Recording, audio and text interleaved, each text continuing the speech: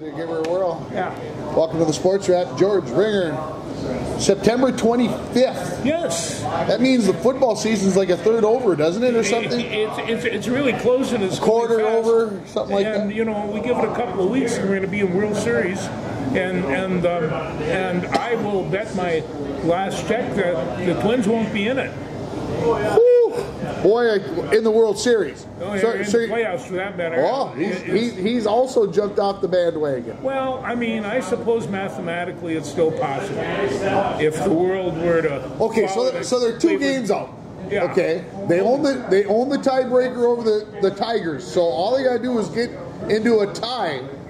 But after losing to Miami last night, I suspect that's why we're the second worst team in baseball, Tim. And they're and you know, what are they challenging it for? And you know, and it was like, I mean, I brought this up as soon as they got rid of all those really great pitchers last year, that somewhere along the line the pitching was going to make a difference. And well, we didn't think Pablo Lopez would be one of the major problems, and he hasn't had a good outing in well, not in September for sure. Well, and I mean, I hate to bring this up, but they got a shortage of left-handers. These are all right-handed pitchers, and I, you know, there's a subtlety there, I suspect. Yeah. But some of those really left-handers, boy, I wouldn't know how to hit that thing. It's the Twins are 11-23 over their last 34 games. 11-23. That's less than 333 on the win percentage. There have been sports writers that said this is the worst downfall ever. I saw Royce say that today. Yeah. That was a bit of an exaggeration. I thought he was going a little overboard.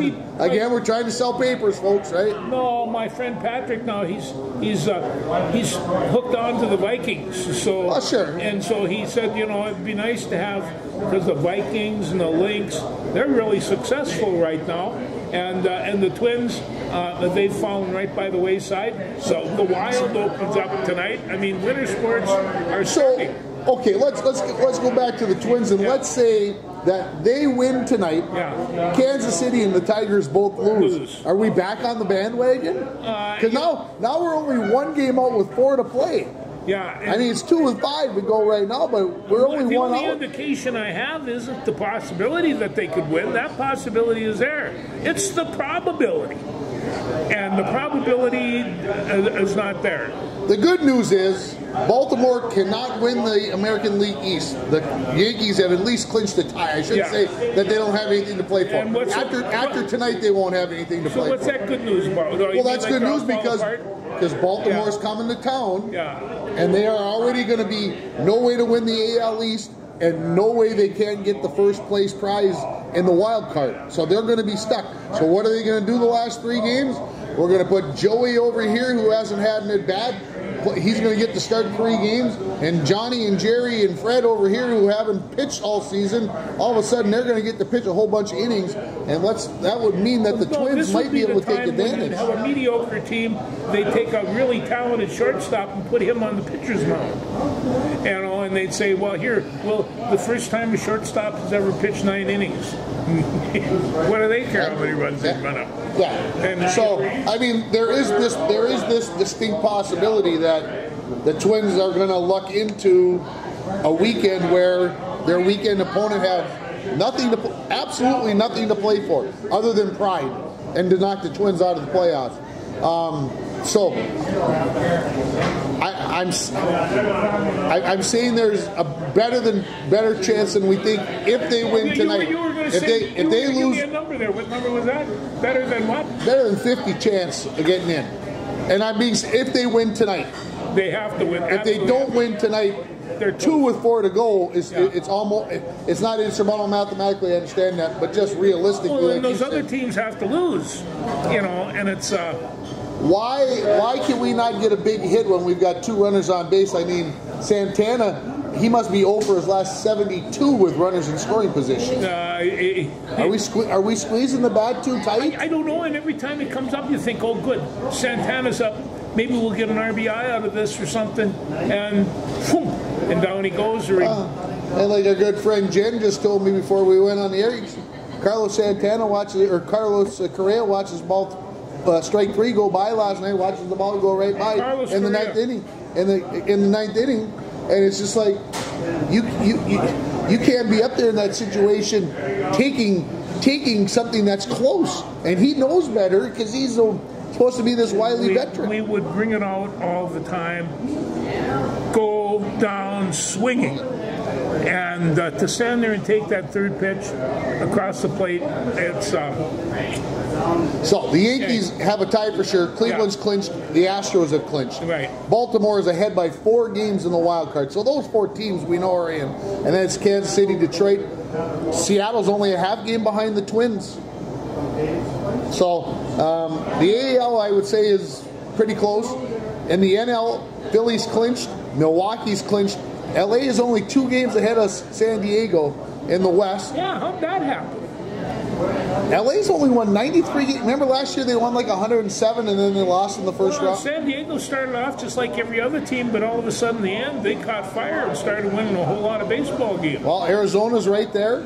The Mets are there, and Atlanta has snuck closer. They're only a game behind the Mets. So there's lots to play for on the weekend.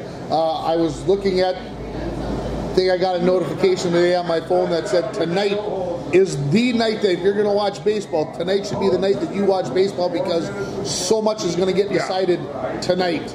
And, well, that might be a possibility. It might be in the cards, but, I mean, the Minnesota Lynx play tonight, so that probably will have my... The Lynx are there, the baseball's there, and I'm going to Fort Francis and listen to music, so... But I'll record it. Yeah. So what do you think about the Lynx? What's they got game 2 tonight? Yeah, they gave stuck up out the other day. 95 points the other night. Well, they did, and I tell you, that's a problem because they were starting off, and they pick up like a 20, 21, 22-point lead in the first half. 23, I think it ended up at one point. And it's just like, and they were just shooting the eyes out of the bucket, and I flipped and I came back and I thought, Phoenix got a little whiff here, and then at the end, they took the lead. Quarter, they took the lead, and I'm watching the fourth quarter and thinking, even in this league, 20-some point lead that's not the game. And it's yeah, you got to finish the deal. So the thing of it is, and I said this for a long time, the Lynx only have one issue, and that's sometimes you get a crack in their defense. And whatever happened, Phoenix must know this. Somebody scouted this team. I mean, for them to make a comeback like that, the defense just kind of fouled Cheryl up. Reeve had 3 days to figure out what happened, what went wrong. Yeah. I have confidence she's going to figure out. I'm going to go out on a limb. Phoenix does not score 70 points in tonight's game. Well, I'm gonna say this. I'll tell you this about Coach Reeves. She might not have the best basketball players, but I think she's the best coach in the league. She really is on the ball. And when they come off that court and they're not performing well, she is not shy about letting them know. All these really, really well. Of course, the women aren't that rich, but it's on ESPN tonight, so this is on prime time, and I think they're going to make me stay up later than I want to. 8:30 starts. So. Yeah. New York moved on last night. Las Vegas moved on last night. So the number 1 and number 4 seeds have moved on. They'll play each other in the semifinals. And, of course, Connecticut probably dispatches Indiana tonight. And that's set up. Hopefully the Lynx take care of business. Well, they'll get Connecticut then, right? Connecticut, yep. So, I mean, and that's going to be no give me series. That is going to be a heck of a series. So is New York and Las Vegas. So is New York and Las Vegas. You know, I won't be surprised if both of them go 5 games. Be serious. Those teams. Well, I think that's building up interest more all the time. WNBA is where it's at right now. A lot of people are watching these women play, and they're very, very good. You know. How about ABC putting college volleyball on Sunday afternoons against the NFL? Hey, what are you guys trying to do to us? You know, us closet volleyball fans. You're making it difficult when the Vikings are on and Louisville is getting spanked by Nebraska over here. Well, you're pulling my interest. People are starting to realize that Texas, Nebraska, Sanford, Penn State, all of these schools have exceptional volleyball programs. Minnesota and Wisconsin are going to go tonight. Battle of the border. And this is going to be a dandy. Wisconsin has kind of had the Gophers' numbers a little bit, but it's been back and forth, and we'll see just where it's at tonight. They both have 3 losses. They both have 3 Minnesota losses. is ranked about 16th, and Wisconsin's about 7. Yeah. So it is at Maturi Pavilion tonight at home. So the Gophers should have their fans on their side. Of course, you got Carter Booth over on the Wisconsin side after she was an All-American with the Gophers a couple of years ago. So that just pains me to no end. Salt in the wound there a little bit. Yeah. So it ought to be a dandy tonight. I believe it is on the Big Ten Network. So it is on the Big Ten. If you've got the BTN there, you can. I think it starts at 6:30. I think. I believe so. I haven't checked it out closely because I got a meeting at 6:30. It's 8 o'clock. It's 8 o'clock. Okay, so there must be a match on before. So I've got a meeting at 6:30. So that's kind of had my interest for tonight. So I was wait until I got home and then start flipping through the channels. So what do you make of the Pac-12 raiding the Mountain West? Well, and now suing because it's too expensive to pull the teams. I guess my question maybe should be this. Why didn't Oregon State and Washington State just go to the Mountain West? Why are they trying to poach the teams out of the Mountain West and put them into the big Pac-12? I don't get it. I have no idea how they shuffle it around. I do know that when Oregon and Washington left, there was going to be commotion, and so you take the two biggest schools out of there, and yank them, and they're influenced also by USC and UCLA. And then 4 teams leave for the Big Ten, for the Big 12, and 2 teams leave for the ACC, and pretty soon you got madness. I don't know. I guess the Mountain West will probably dissolve and become the new Pac-12, and they'll have name recognition. Something like that, but you got to, in order to get rid of your team, you got $17 million apiece. You see, and million here, a million there. Pretty soon you're talking money, and they got so much of it, they don't know what to do with it. They don't know what to do with it, Tim. They're just, if we talk about a typical kid going to college and the tuition he has to pay and all the rest of that. In college sports, there is decadence and a lot of it. And it's, the coaches make an awful lot of money. Now the players are making an awful lot of money, and they are treated like kings. How about did you hear about the starting quarterback from UNLV? He informed everybody last night on social media that he will no longer be playing this season for UNLV because the things he was promised were going to happen have not happened. Yeah, it's hard for me to wrap my arms around that, and it's I've never seen that and basically that it sounded like the money had got promised from the NIL and it wasn't showing up, so he is not going to play the rest of the season. He's done. Well, if he could go somewhere else, and I was the UNLV coach, bye. There has to be some sense of loyalty to your teammates, to the team, and everything that's going on. And I don't know, like I said, I don't know if it's money or it can't be playing time if you're the starting quarterback. Did they promise him that he could throw the ball 46 times a game or so? I don't know. I would, if they say it's not about the money, it's about the money. Well, as long as we're in the college football area, what would you think of our Gophers on Saturday night against the Hawkeyes? So I had a tape. I didn't know anything. I watched the first half. I picked up the phone once to text you, and then I'm like, no, can't do that. No, I was listening to music, and so I come home and I watched the first half. I run downstairs. You were like, yes. Well, we were in the game, and then all of a sudden, a combination of the Gopher defense just falling apart, and the Iowa tackles just knocking people out of the way, and really good running by Iowa. And they dismantled that Gopher defense quite readily, and it was a slacking. That second half was an embarrassment, and it's it's a good word for it. Well, and I mean, on top of that, this is what you have going into the big house. But their egos have been reinflated. after beating USC, so that makes them a little more vulnerable. I was having a tough time deciding, do I want to see USC win this football game and keep Michigan down, or do I want to see Michigan win it so that they can feel better about themselves and maybe give the Gophers a chance on Saturday? I guess it was a combination of, and I mean, I want everybody to beat Michigan, don't get me wrong, but I got some Michigan friends. You see, that's the thing. USC's got to earn their way into the Big Ten, and everybody was ranting and raving that Michigan's gone, and USC coming into play in the Big House. This isn't like the Coliseum where they have 40,000 people. This is 100,000 people, and they're angry. What do you think of the gold and the stripes in the seating area? We're a little over the top.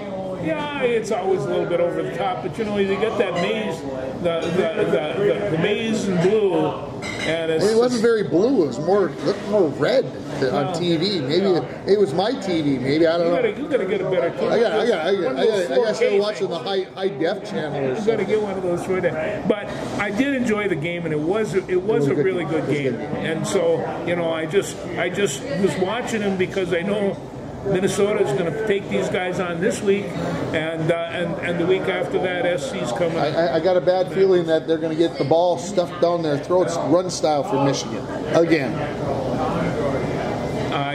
There's one of those things, and I mean, I was seeing a very good Gopher defense play that first half. The linebackers were solid, the cornerbacks and everything were hustling and getting in the way. And me, a secondary should be very annoying to the offense.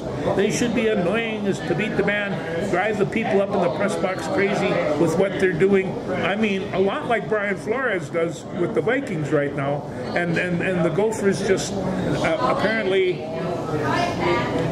I don't know. I tell you what, I'd have Bird starting this week. Well, I'll say sometimes you got to get your butt kicked.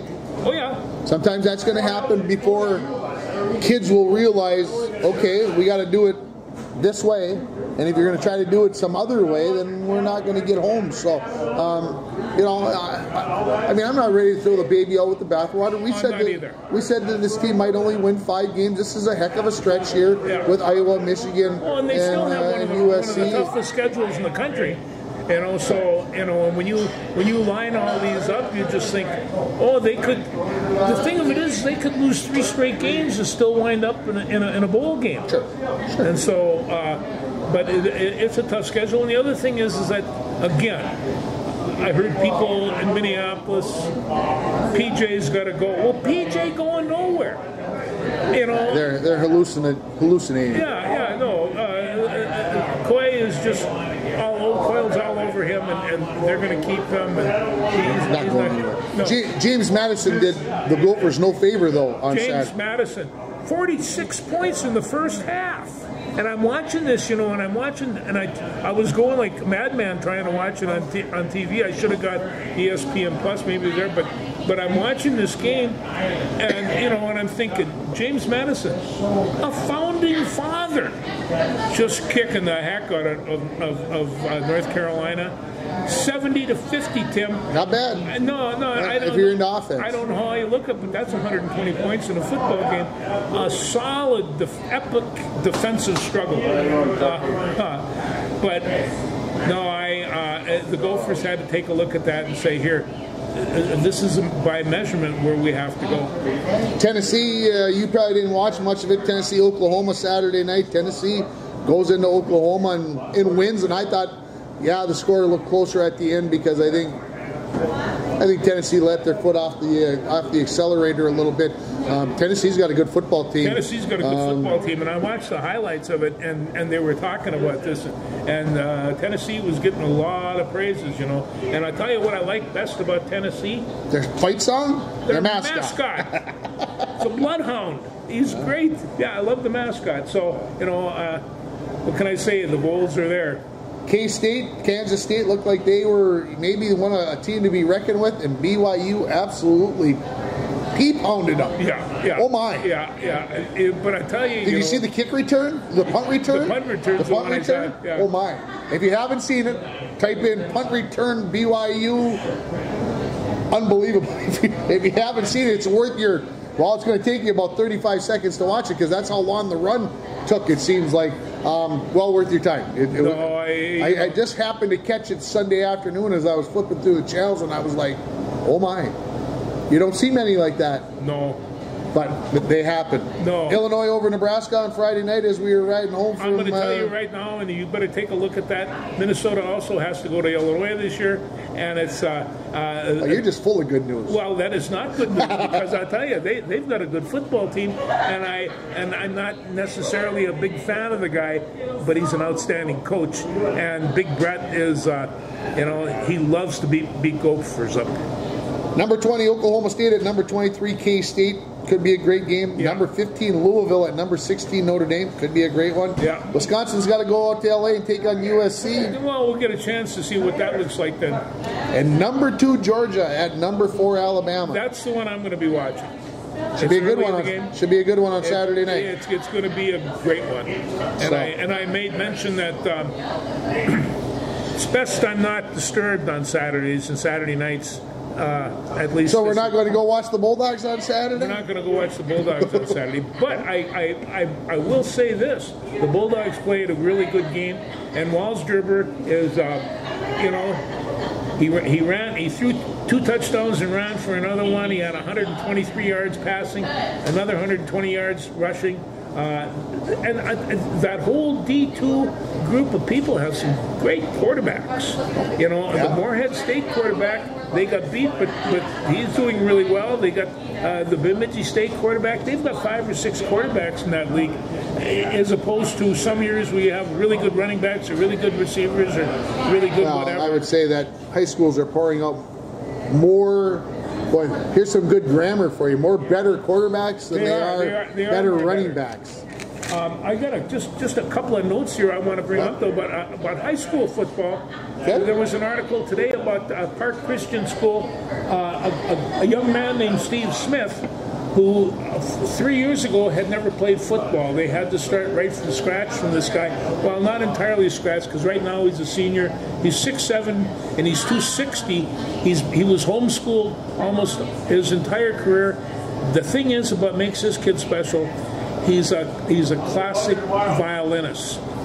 And he takes his violin with him. This isn't a fiddle now. It's a violin. And in the middle of practice sometimes, he just tunes it up and let's go. And he's an extraordinary kid. He builds his own computers and this type of thing.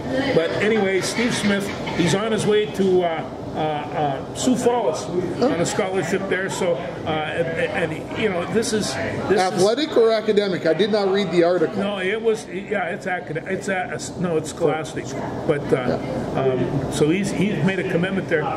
Grady Rosberg, remember Grady? Oh yeah. So Rosbergs were at Hutchinson, and Grady was the coach when we went down and beat him in the rain. Correct. And his son took over after him. Between the two of them, 55 years of coaching. As the head coach, 55 consecutive years as consecutive coach.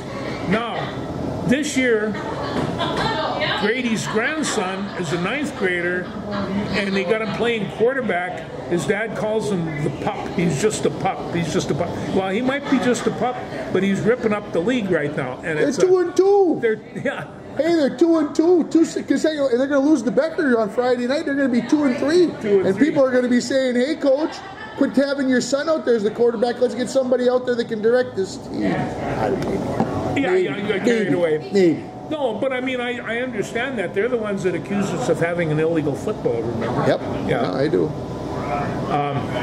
Was while they were getting beat or after they got beat? This was after they got beat in the rain, you see, and we had 4 fumbles, they had 6. We recovered 3 of ours, they lost 5. And that'll do it. That'll and that is right the tail there. of the tape, right? And we had big Chad Magner at the center, and Manassa and Ginner and all the rest of those great guys, and it's Jeremy. And they mentioned the stat during Sunday's Vikings win that that O'Connell now is 19-0 when the Vikings win or push the turnover battle. So to your point, you win the turnover battle, you don't have more turnovers than the other team, you usually win. Well, it's just as long as we're working on it right now, the Vikings are the talk of the NFL. And there's no reason for them not to be. And I think we have to give a good portion of that, not only for O'Connell to then head coach, but Brian Flores has those people on offense going crazy. He's got people rushing from every different direction and some really, really good linebacker rushing. Right now, that's as strong a defense as I can remember seeing in 20 years. So does it matter who the Packers bring out at quarterback on Sunday? No. You're telling me that it doesn't matter.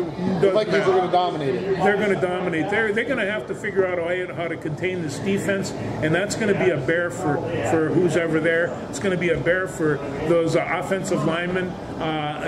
Green Bay is going to have to earn this one, even it is Lambeau Field. And even if my good friend Mike Williams is sitting in there, I hope he's not wearing green and gold. And but no, I'm thinking the Vikings are going to do real well. I'm just saying is bring a bowl of popcorn, sit down, because this is going to be a muncher. Somebody was mentioning about the defense the other day, and I said, okay, how long does Flores keep the secret under wraps till somebody cracks the code, so to speak? It'll be this week or the next week, because there's a lot of people out there ripping this apart on film, and somebody will figure it out, but they're not doing it right now. Yeah, Houston came in 2-0, have never beat the Vikings before. With the hottest quarterback. Yeah, with C.J. Stroud, who's been playing great. They made Houston look ordinary, for lack of a better term. They did. They couldn't get anything going offensively, and defensively, they just kind of picked it apart. And our good friend Justin Jefferson picks up a couple incredible snags. I mean, I'm not so sure he doesn't have magnets in his hands. It's just he Lester Hayes stick him on his. Yeah, they used to do that. He'd coat that stuff all over. But I mean, they put a weapon on him, on a pretty good team. And then when we take a look around, look at our good team, San Francisco. I mean, weren't they in the Super Bowl last year? No, they're 1-2. How about Cincinnati? 0-3. 0-3. Joe Burrow, and that's not a bad team either. They dug themselves a hole, but it's not a bad team. It's not a bad team. You know that there's only 2 other teams in the league that don't have a win? Only 2 after 3 weeks. The Jags and the Titans. Well, how many teams are undefeated? 5? 5 teams. The Bills, the Chiefs, the Steelers, Seattle, and the Vikings. And the Vikings. There's only 5 teams left who are undefeated. So my point of this is the NFL is happier than heck. Oh, they are. Mediocrity reigns. Everybody's going to be in the playoff chase until after Christmas. Well, they always wanted equality amongst the teams. That was the whole idea, because 50, 60 years ago, that wasn't the case. And,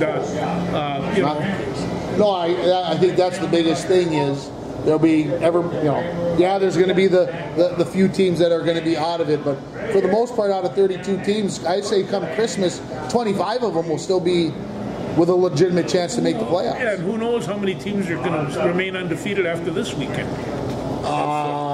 It could join. Well, I think probably the surprise out of that list, and I said, is the Steelers. Yes. I don't think anybody thought that the Steelers would be 3-0. I mean, even my good friend Jim, who I know watches us every week and is a diehard Pittsburgh Steelers fan since the mid-'70s. I want to get your head examined, but that's another story. He even told me it was going to be an awful year. Now they're 3-0. So now what do you say? Oh no! I had them way down to the bottom. I had no idea they were going to put a defense out like that, and also they got a rushing game and a pretty good one. Jones had a really good game, and my good friend Ty Chandler comes in and gives them some relief. Between the two of them, they've turned into a pretty good running pair, and they have an offensive line to push people out. And I tell you, Tim, you know this. If you get a good offensive lineman, you give him choice between drive blocking and pass blocking, he wants to be the bus right there. Well, and I think I think we're getting a good, healthy mix of run and pass versus the past couple of years where we've been very heavy pass. Very heavy pass. And so teams could get comfortable. Defenses could get comfortable with that.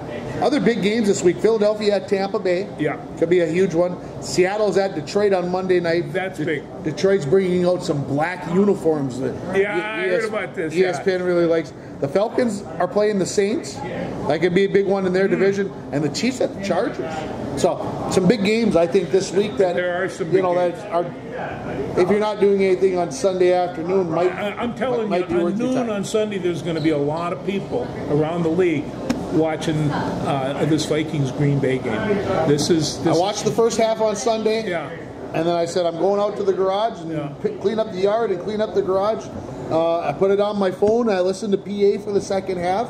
And like I said, it obviously, I thought the Vikings had the game sort of in control. I mean, that makes it a little easier to walk out the door and go do those silly projects that you leave until, Just a little note on Adam Thielen. Remember him from the Detroit Lakes? Nice receiver, not too long ago. Nice guy, yeah. Nice guy. His wife's got a big he's out for 4 weeks on a pulled hamstring. He liked to reach for those catches, and he was very, very good at it. Well, he pulled the old ham out, so he's out for a month. But I'm glad to see that. And it'll be difficult for him to come back from that because he's not a spring chicken anymore. No, he's... he's 32 years old, I think. 31, 32 years old. Well, that to me is pretty springy yet. Well, compared to us, that is pretty springy. I agree with you. Okay, so how am I going to fit all this around the President's Cup that's being played in Montreal? That means there's going to be golf on in the morning and the afternoons. Yeah, and it's not early in the morning like when it's from England. This is going to be like 7 o'clock, I suppose, in the morning, our time. Yeah.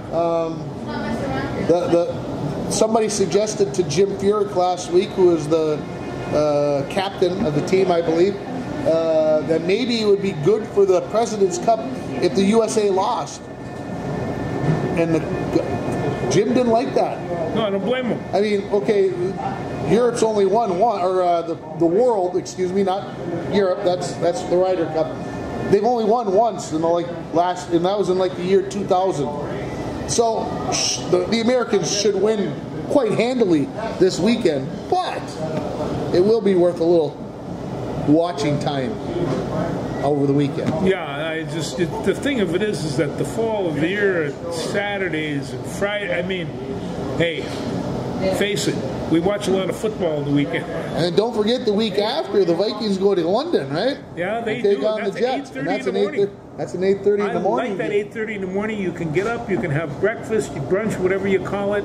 You can watch a football game and then get ready for the main game. Well, if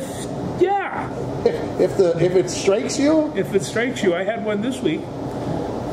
It was good. I have very good Bloody Mary mix. What else you got? Okay, the Wild open up against Dallas tonight. I think this is their first preseason game, isn't it? I think they played one previously. One previous to this? I think. Pretty sure. But they're humping and pumping, so it won't be long before... Well, the big thing is, because they were in Winnipeg on Saturday night and they pooped the bed bad. It was ugly. Oh. Anyway, remember, the Wild still have Parise and Jack Wagon on the books. Suitor. Did they get that for life? This is the last year of it. Last year of it, yep. Last year of the thing. Yep. Then we can start hopefully making some things happen. Yeah. The Wild will make it. They'll make it interesting. I'm not expecting the world, but they'll make it interesting. What else? There we go. Well, when I do have to make just a mild tribute to a Rainier fan, born and raised here, and that was Johnny Fulton, class of '67, a footballer. He used to lay lumps on me. He was a loving, kindly man, and his name was Wally. We know him as Wally, and he died on Saturday night. We're going to miss that boy. Condolences to the family and to your clan, your class, your group. Yeah, no, we had some pretty nasty-looking senior linemen, and Wally was one of them. And it's just what he used to be able to do is drop off the line and work almost like a linebacker. And if anybody had a pass going around the middle, they wouldn't see him coming. And he'd hit them like a freight train. He'd hit them where they wouldn't expect it, and they'd fumble all the time. I recovered a couple of fumbles through 10th and 11th grade and he'd say, "Why didn't you pick up and run with it?" I says, "Jesus, Wally, I didn't want to pick it up and run with it and drop it." And he says, "George, there was no within 20 feet of you. Anybody could have recovered it." He was a great guy, and I knew the family well, and quite a character. Anyway, that's a Bronco tribute for today. Speaking of Broncos, I was going to say, you watched the football game on Friday night. Yes. And? Well, what happened with the Broncos is the defense wound up taking over control of the game because for a while there, it looked like Greenway was going to come down and make it a one-score game, and the way they were running around, 2 scores was not beyond the realm of possibility. That was the middle of the third quarter, and young Thompson back there, both Thompson boys, and Zach Huso and some of the rest of these guys back down there. There was nothing getting down there, and the linebackers played real well. The line played. I like watching Lloyd Lordby. That's teacher, Grandpa. But I like watching Nordby.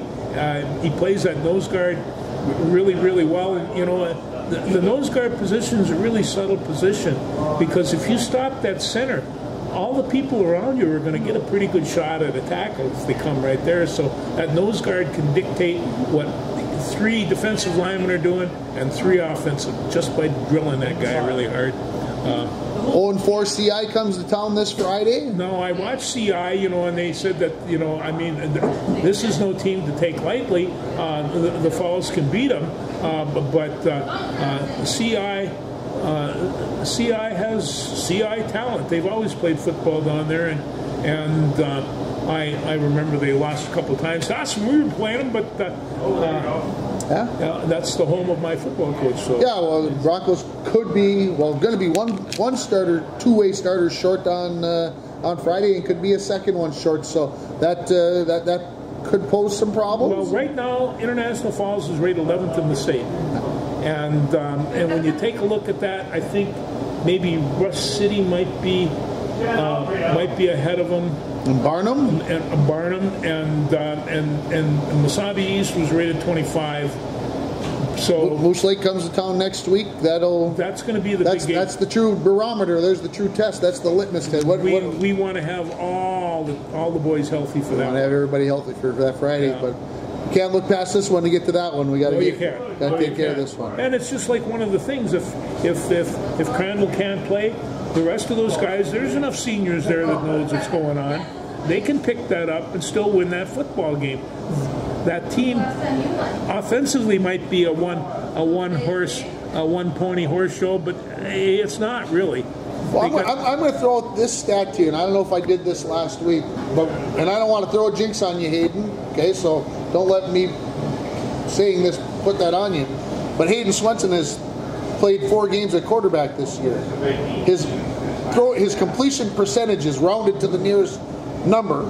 First game 69%, game 2 68%, game 3 64%, and against Greenway 78% completion rate. No, I think Hayden Swenson is actually maturing as a football player, and why should that not be? It takes a while to do that, but he's got a lot of athletic ability, and he throws the ball well. He runs the ball well for a quarterback, and so I think obviously Cooper Crandall's had an outstanding season. Don't get me wrong, Cooper's done great, but it's not like you said. It's not a one-trick pony here. No. Teams have to defend both.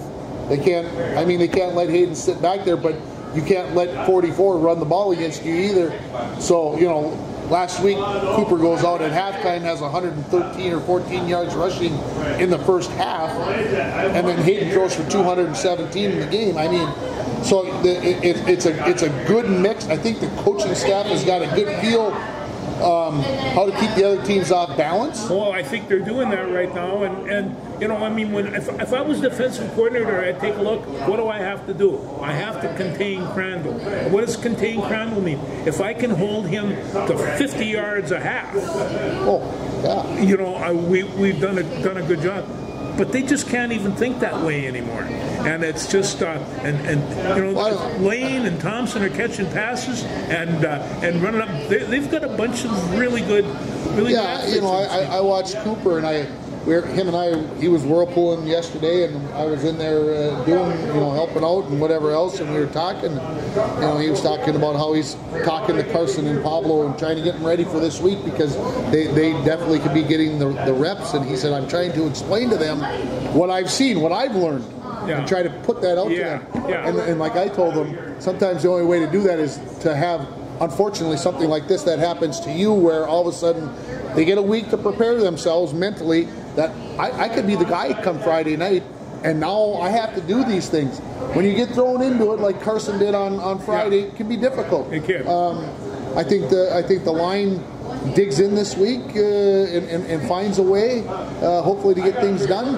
And hopefully, if Cooper can't play, hopefully Carson and Pablo can find a way to make things happen. One of the things about Cooper, I think what he's exhibiting here, I mean, this is his second year as being captain, and he does provide leadership for the team. Even when you're 16, 17, 18 years old, leadership technique and can come out on these young men, and they come out on Cooper. He's the first one in the weight room. He's the one in there hassling everybody to make sure they're working hard. I mean, he wants to be a leader on the football team, and if he takes a game off,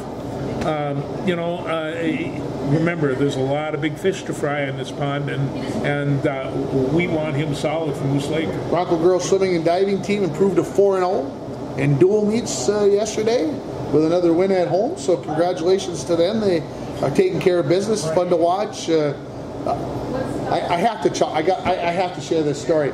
So I actually got to kind of sit down and watch the meet yesterday because there was only one thing going on, thank gosh. And so I kind of sat down and you watch these girls. It's how they can, obviously you watch swimming in the Olympics on TV and you kind of go, oh, they're doing great. But to watch some of these girls swim through how they go through the water, it looks so effortless. And when I go out swimming, it looks like a work of desperation. Even when I'm not trying that hard, it looks horrible. I was just kind of watching, just going, gosh. I was watching Sylvia Valenzuela swim the 500-yard. Okay, that's a long ways. Swim 500 yards. That's 20 lengths of the 20 lengths of the pool, and she's just cruising along like there's nothing going on. I'm just like, and she was just right across the top of the water, and I could see Coach JJ telling her to get her feet going, get your feet going. She's yelling at her, and I'm like, I'm tired just watching her swim. No, but I've seen some of those wrestlers. We had a football player, a really good one, a number of years ago, Pat O'Brien, and he was a swimmer. And he'd get into that pool. He looked like an ore freighter, and he would actually push a wake, and just like, And I'd tease him because he was a really good athlete, and I want him to wrestle where he would have been a lot tougher. And I'd say, do you actually, when you're in the water swimming, do you sweat? And geez, would they get mad? But they were fun to tease, and you're right, they're fine athletes, no two ways about it. I don't know if Pat watches, but I saw Pat at the Stuart Nordquist field thing, and he said, "Are you coming down to watch the game when they have it at J.D. Hoyt's, which is this Saturday?" And I'm like, my gosh, I'd have to get to J.D. Hoyt's by 11 after another home game, and of course I drove down there 2 weeks ago to watch Rhode Island for an 11 o'clock game, so it's possible. But to answer Pat's question, no, I won't be making it down there. I don't think I can do that two weekends in 3. You're asking a lot of the boy as I approach double nickel. It's getting harder and harder to drive that far. It is. Well, you put a lot of miles on. I used to put a lot of miles on. Well, not so much anymore, but yeah. Like I always said, don't you regret not putting in those measly 80-hour weeks at the radio station? I found a replacement. You did. You did. Anything else? I think that pretty much covers it for me. I do know that I'm going to be in the stands on Friday night. It's going to be a beautiful night. Come on down and watch the boys play. And next time we talk to you, it'll be October. Best month of the year. Don't forget that. Thanks, That's everybody. a fact.